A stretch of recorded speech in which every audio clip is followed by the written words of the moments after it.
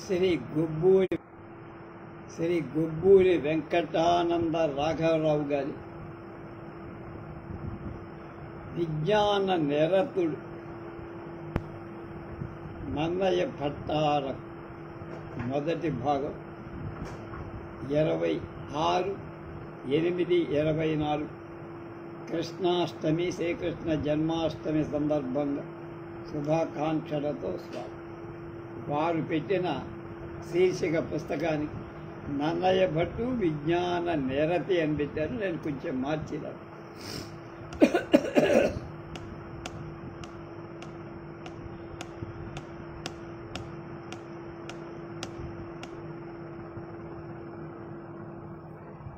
విద్వత్ సంస్థావనీయ భవ్య కవితావేశులు మృదు మధుర రసభావ భాసుర నవార్ధ వచన రచనా విశారదులు అయిన మహాకవి లోక బాంధవులనేకు మన తెలుగునాట ఉదయించి స్వీయ కవితా మయూఖాలతో దశ దిశలకు పంపి ధన్యులై. అలాంటి మహనీయ కవిభానులలో నన్నయ్య భట్టారకుడే మనకు తెలిసినంత వరకు ప్రథము. ఆ కవితల్లజుడి కావ్యరసాన్ని గ్రోలు నేను 40 సంవత్సరాల పై కాలం గడిపా. ఆయన 40 ఏళ్ళు నన్నయ్యని చదివారు. ఎవరు? గుబ్బూరారు. ఎర్రాప్రగడ చెప్పినట్టు నన్నపార్యుని రచన భద్ర కుంజర గమనం అనటంలో నాకేం తృప్తి కలగలేదన్నారు. నేటి దినజీవనాన్ని ఒక ఉపమానం గ్రహిస్తా.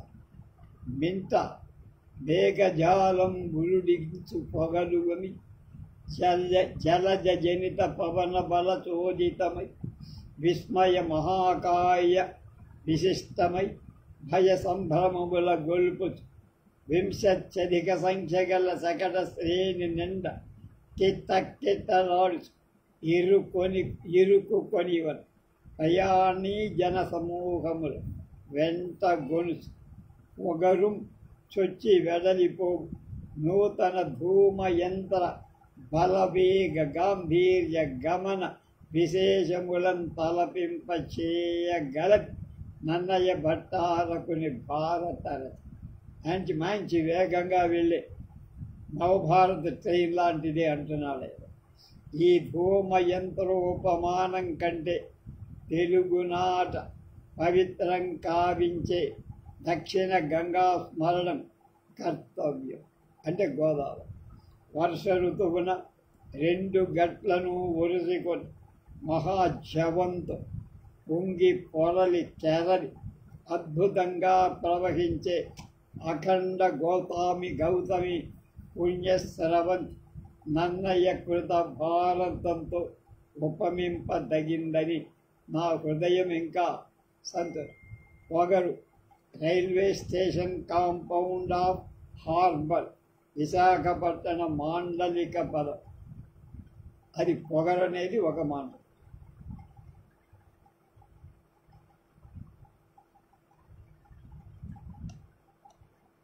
ఆంధ్రదేశంలో విమర్శకులలో గుబ్బూరి వెంకటానంద రాఘవరావు గారి పేరు సుపరిచితం.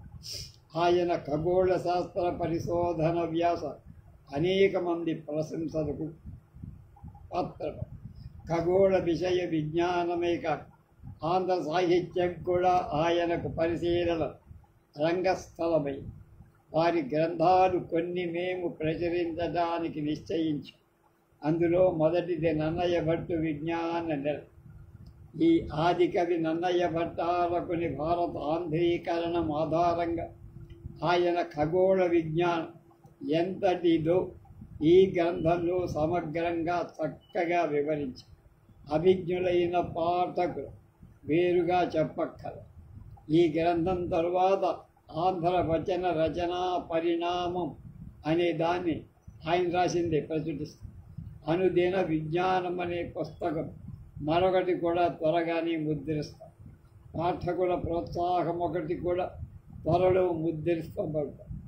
పాఠకుల ప్రోత్సాహంతో విజ్ఞాన సేవా దృష్టి పాటించి ఇలాంటి గ్రంథాలు ముద్రిస్తున్న మా ఉద్యమం సరస్వతీ కంఠాభరణం అగినట్లుగా రచయితలు ఆశీర్వదించాలి అని దీన్ని ప్రచురించినటువంటి వాడు రాజమండ్రి నుండి 1/1/1960. అవొక 60, ఇవొక 24, అంటే అవొక 40, ఇవొక 64 ఏళ్ల క్రితం చెప్తారు.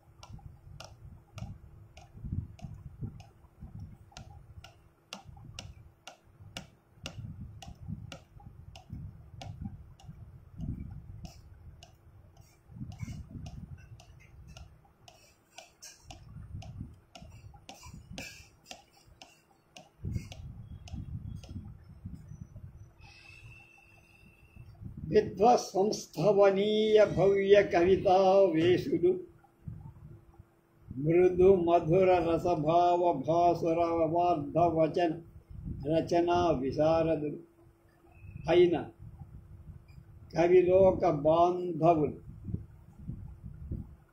అనేకులు మన తెలుగునాట ఉదయించి స్వీయ కవితా మయూఖాలను దశ దిశలా పరచి ధర్మ ఆ కవి భానులలో నన్నయ్య భట్టారకుడే మనకు తెలిసిన మొదటిదంతా.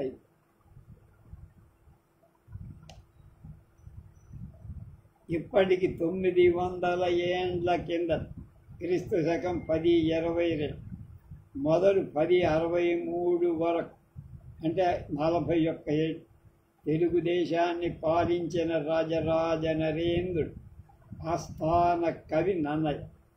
ఆనాడు తెలుగు సీమ వేంగీ దేశమనే పేరు. అఖిల జలధి వేదావలయిత వసుమతీ వనితా విభూషణంబైన ఈ వేంగీ దేశానికి నాయకరత్నంబునుంబోల్ రాజమహేంద్రపురమునం మహామహిమతో పరమానందమును అనవరత మహామహీ రాజ్య సుఖంబులనుభవించుదు రాజరాజ నరేంద్రుడు ఈ దేశాన్ని పరిపాలిస్తూ చాళుక్య చూడామణి అయిన రాజరాజ నరేంద్రుడి పరిపాలనా విధానాన్ని ఈ కింద శేష పద్యంలో నన్నయ్య భట్టారకుడు వివరించారు. ఏమిటది? నిజ మహీమండల ప్రజ భీతి బెంచు పరమండలంబుల ధరణిపత అదిమి కప్పంబుల ముదముతో గునుచు బలిమి ఈ అని భూమి వలయపత ముక్కడగించుతు దిక్కుల తనయాజ్ఞ వెలిగించుతును విప్రకులముడల్ల రోచుతు శరణన్న గాతుతు భీతుల నగ్రజన్ముల అనుగ్రహమున చారు తర మహాగ్రహారంబులిచ్చుతు దేవభోగముల మహావిభూతి తనర చేయుతు ఇట్లు మన మార్గుడగు విష్ణువర్ధనుడు వంశవర్ధనుడు రాజరాజేంద్రుడు వేదాలలో వేదచోదిత కర్మలలో అత్యంతమైన ఆదర అభిమానాలు ఉన్నాయి. తన రాజ్యకాలానికి ముందు వేదబాహ్యుడైన జైన బౌద్ధాది తెలుగునాట ప్రబలి ఉన్నాయి. భారత కథ విశేషాలలో యాదార్థ్యం ఎరగల తెలుగునాట జనసామాన్య గాసట బీసటే చదివి లేనిపోని గాథలు తవ్వుకుంటు పంచమ వేదమై భాసిల్లే భారతం సంగతి తెలియక జ్ఞానాంధకారంలో మునిగిపోయాడు. అజ్ఞానాంధకారం రాజరాజుకు మిక్కిలి ప్రీతి కలిగించే కార్యాలు 5. 1 ఈశ్వర పదాబ్జ ధ్యాన పూజా మహోత్సవం. 2 భారత కథా శ్రవణం వింటాం. 3 బ్రాహ్మణ ఉపాసన. 4 సంతత దానశీల, ఎప్పుడు ఏదో దానం. 5 శాశ్వత సాధు సంగత్య, మంచి వాళ్లతో ఎప్పుడు విద్వజ్జన గోష్ఠి. ఈ 5 ఆయనకి ఇష్టం. ఇందు దేవ బ్రాహ్మణ పూజలు, దానధర్మాలు, సత్కాలక్షేపాలు రాజరాజు నిత్యకృత్యం. భారత శ్రవణాశక్తిని బాగా పెంపొందించి ఆ మహీకాంతుడి హృదయాన్ని అతిశయింపచేస్తున్న విశేషాలు మరికొన్ని. వాటి ఇక్కడ చెప్పడం అవసరం. అందు మొదటిది వంశాభిమానం. రాజరాజు చంద్రవంశుడు, హిమకరుని పిమ్మట పూరుడు, భరతుడు, కురుప్రభు, పాండురాజు అనే మహారాజులు వంశకర్తలై ఆ వంశానికి అసమాన ఖ్యాతిని చెప్పు. పాండవులు పాండురాజు కొడు, విమల సద్గుణ శోభితుడు, వారి పుణ్య చరిత్రం భారతం. వంశాభిమాన చోదితుడైన రాజరాజు మనస్ అనిశం ఎల్లప్పుడు భారత కథా శ్రవణం అవుతుంది. అవే వినాలి, ఆ కథలే వినాలి వినాలి వినాలి, ఎన్నిసార్లు విన్నతను. రెండవ, భారత కథా శ్రవణం అత్యంత పుణ్యప్రదం. ఉత్తమ వేద విప్రులకు బంగారు కొమ్ము, బంగారు గొరిజలు సమకూర్చుగచ్చిన కపిల గోవులు 100 యథావిధిగా దానం చేయటం చేత కలిగే పుణ్యం ఒకసారి భారతం వినటం చేత కలగటం నిశ్చయం అని చెప్పారు. మూడవ, భారత బద్ధ స్పృహులై భారతం మీద మంచి అభిరుచి కలవాడు చాలామంది వలన బహుభాషలలో బహువిధాల భారత కథ విన్న వాళ్ళకి బహుయాగాలు యథావిధిగా చేయటం వల్ల కలిగే ఫలితం తప్పక. వాళ్ళేం యజ్ఞయాగాలు చెయ్యక భారత కథ వింటే సార్. రాజరాజ నరేంద్రుడు సహజంగా విద్యా విలాస గోష్ఠీప్రి, ధారానగరం రాజధానిగా మాళవ దేశాన్ని ఏలిన విద్యాప్రియుడు భోజరాజు మన రాజుకు సమకాలిక. భోజరాజు ఒక్క సంస్కృతాన్ని పోషించి, రాజరాజు మృదు మధుర రసభావ భాసుర నవార్ధ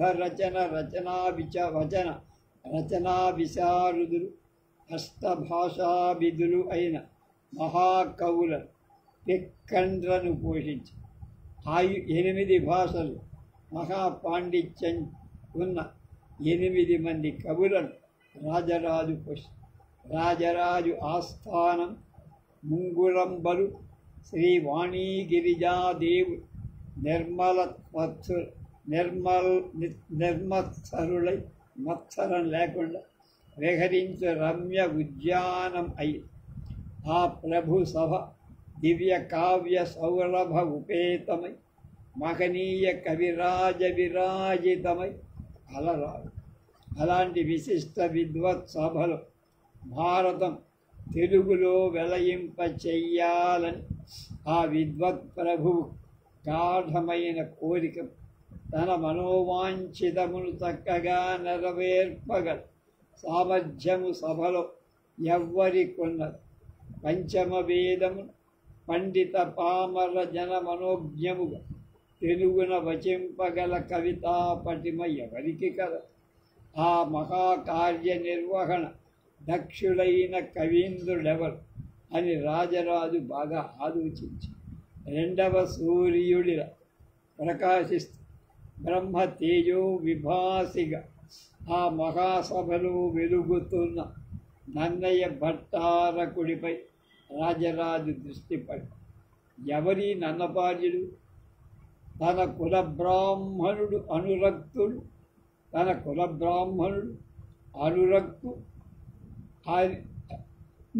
అవిరళ జపహోమ తత్పర్ విపుల శబ్ద శాసన సంహితాభ్యాస్ బ్రహ్మాండాది నానా పురాణ విజ్ఞాన నిరతు పాత్రుడు ఆపస్తంభ సూత్రుడు ముద్గల గోత్ర జాత్ సద్విదుతావధాత చరిత లోకజ్ఞు ఉభయ భాషా కావ్య రచనాభిశోభిత సత్ప్రతిభాభియోగ్యు నిత్య సత్యవచన్ మత్స్యమరాధిపాచార్యు సృజను నన్నపార్యు చూసి పరమధర్మవిధుడు వర చాళుక్యాన్వయాభరణుడు ఇట్టులని కరుణతోడ ఆయన గురించి చెప్పి ఆయనతో ఇలా ఆది పర్వంలో 1-9 నన్నయ్య గారు రాసిన నన్నపార్యుడు చాళుక్య రాజు గారి ప్రభువారి ఇంటి పురోహితుడు. రాజభక్తి కలిగి రాజరాజుల మీద మంచి అభిమానం ఉన్నవారు. 3 రోజు యథావిధిగా జపం హోమం చేసేవారు. 4 ఋగ్వేద సంహిత మొదలుగా వేద మూలాన్ని అధ్యయనం చేస్తూనే ఉంటాడు రోజు. నిన్న చదివాం కదా, ఇవాళ ఇప్పటి రోజు బ్రహ్మాండాది పురాణాలు 18ని ఉపపురాణాలతో సహా చదివి అందులోని విజ్ఞాన విషయాలు పూర్తిగా తానర్థం చేసుకొని నిత్యం తాను ఆచరణలో పెడుతూ పాఠకుల చేత ఆచరింపచేసే కుతూహలం కలవాడు. 6 యోగ్యుడు సత్శీలం ఉన్నవాడు. 7 కృష్ణ యజుశాఖాధ్యాయ ఆపస్తంభ ఈశ్వర విరచితలైన సూత్రాలను అనుసరించే షోడశ కర్మలు యజ్ఞ యాగాదులు స్వధర్మాలు నిర్వర్తించేవాడు. వేద ఋషి అయిన ముద్గల గోత్ర ఉద్భవుడు. ఆయన గోత్రం మౌద్గల్య గోత్రం. సత్పురుషుల ప్రశంసాపాత్రమైన శ్రేష్టమైన చరిత్ర. లోకజ్ఞుడు, లోకం బాగా తెలుసు అంటే జనరల్ నాలెడ్జ్ బాగా. శ్రోత్రియులు వేద జడులని బుద్ధిమాంద్యజనితో ఉన్మాదులని నన్నయ సంహిత అభ్యాసుడైన వేద జడుడు కాదు, మూర్ఖుడు కాదు, చక్కని లోకజ్ఞత ఉన్నది. 11 ఉభయ భాషా కావ్య రచనా శోభిత. 2 భాషలో కావ్యాలు అల్లగల. 11 ఎట్రిబ్యూషన్స్ విశేషణాలు నన్నపాద్యుడికి. తెలుగున సంస్కృతంలో ధారాళంగా కవిత్వం చెప్పి చక్కని కావ్యాలు రచింపగలవ. రాజరాజ సభలో నారాయణ భట్టు అష్టభాషా సుకవి రాజశేఖరుడు పావులూరి మల్లన గణిత శాస్త్రం రాసినవాడు. గణిత బోధించే తెలుగు గ్రంథం రాశాడు. దాన్నే పావులూరి గణితం అంటారు. నారాయణ భట్టు కూడా ఉభయ భాషా కావ్య శోభితుడు. రాజరాజు వలన పొందిన శాసనాలన్నీ కూడా చెప్తున్నాయి. 12 ఇప్పటి 11 సత్ప్రతిభాభియోగ్యుడు ప్రతిభ చేత వెలిగేవాడు. ప్రతివాది భయంకర. తను మాట్లాడుతుంటే అవతల వాడు నోరెత్తే పని లేదు, గంగైపోవాలి. 13 నిత్య సత్య వచనాలి. కలలో కూడా అబద్ధం ఆడని వాడు సత్యవ్రతుడు. 14 మత్స్యమరాధిపాడు బుద్ధిలో బృహస్పతికి సమ. 15 సుజనుడు సత్పురుషుడు. ఇలా 15 విధాలైన పూజ్యుడు వంధ్యుడు అయిన నన్నపార్యుని చూసి రాజరాజు ఇలా అన్నాడు.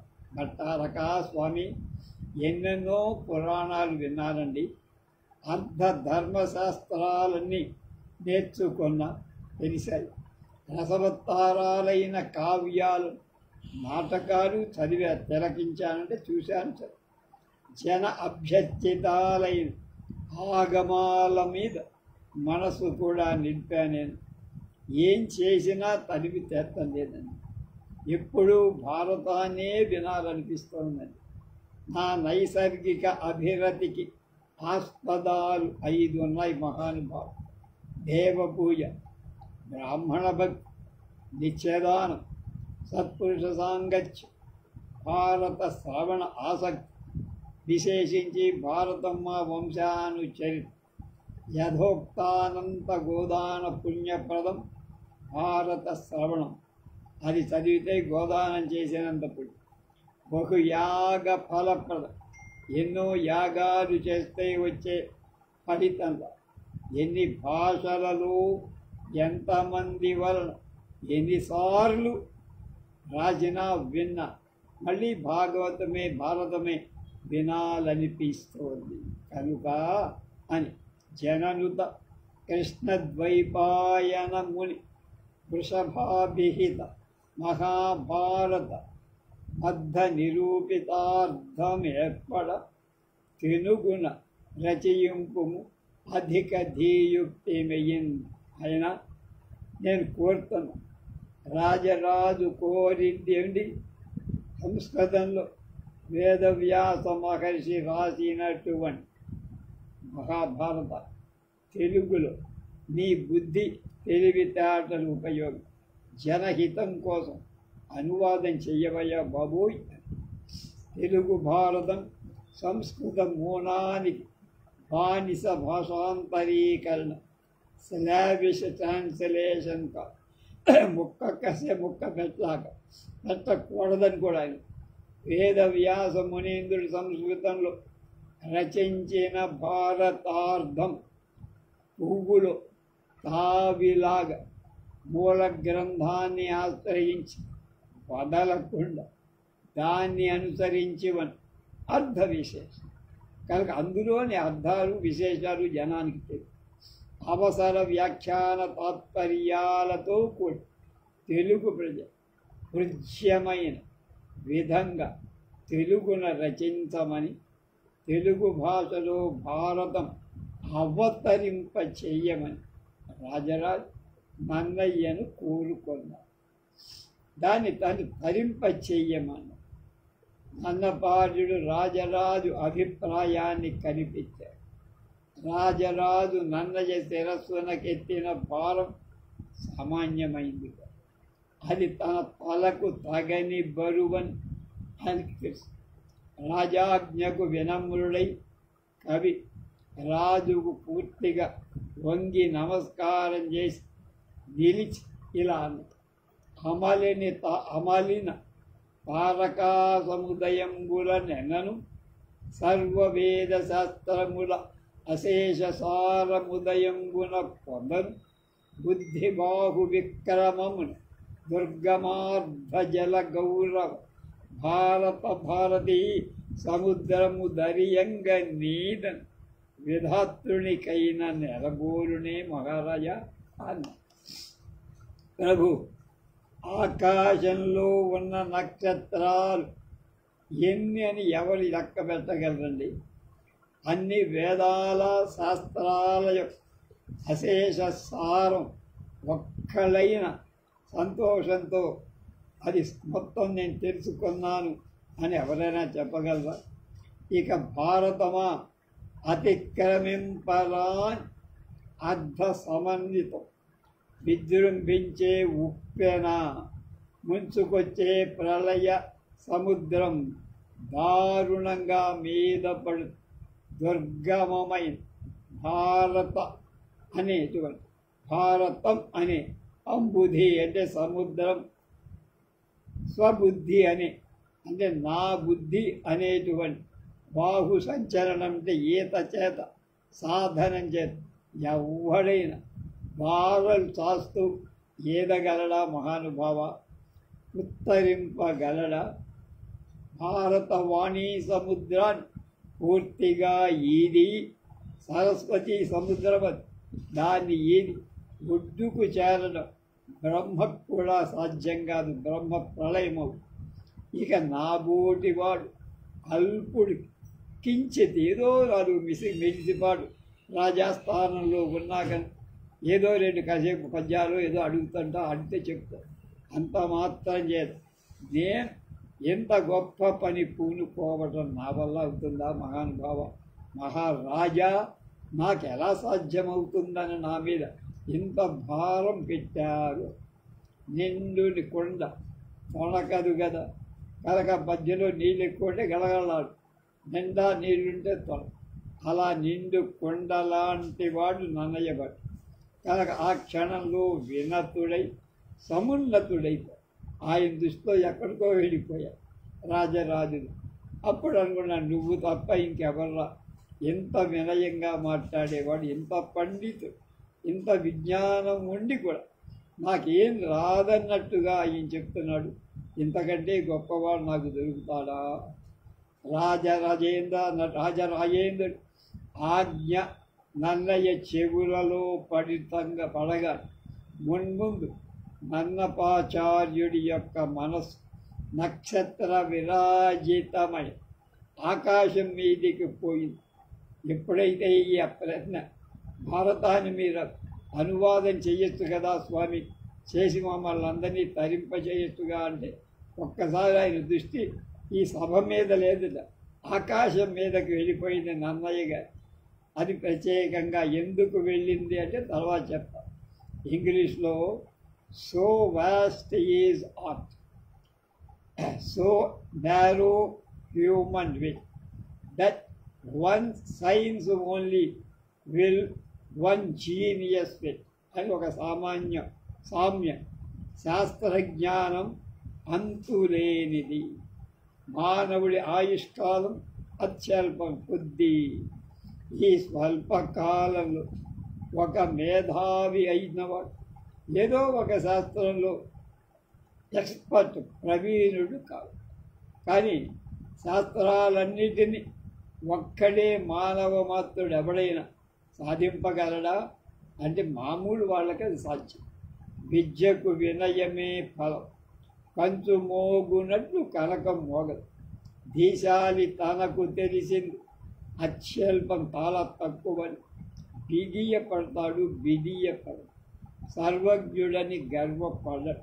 అమ్మో మహారాజు గారు నన్ను పంపు బాగా కొట్టాడు కనుక నాకు రాని విద్య లేదు అని ఆయన అన్నాడంటే నాకు అన్నీ వచ్చేది. సర్వం బుత్స్ అంటారే, నాకు సర్వం బుత్స్ అనుకోలే ఆయన, నాకు ఏం రాదనుకో, అది ఆయన గొప్ప. కనుక నన్నయ్య భట్టు రాజాజ్ఞను శరసాపం, ఎందుకు ఆ కురువులో ఉన్నాడుగా రోజు ఆయన ఇంటికి శుభారం పంపిస్తేనే ఇంటిలో విస్తరి. కనుక వినయ నిమిత్తము ఉత్తమాంగుడ శరస్సు వంచి దేవా నీ అనుమతంబున విద్వజ్జనంబుల అనుగ్రహంబులం చేసి నా నేర్చు విధంబున ఈ కావ్యంబుల నీ మనస్సులో కోరిక వచ్చింది, భారం నా మీద పెట్టారు. నేను ఆ కోరికను సంపూర్తిగా సంతృప్తిగా నెరవేర్చేటట్టు నేను భారత ఆంధ్రీకరణ తెలుగు చేస్తానని తెలుగులో మొదట రాయటం.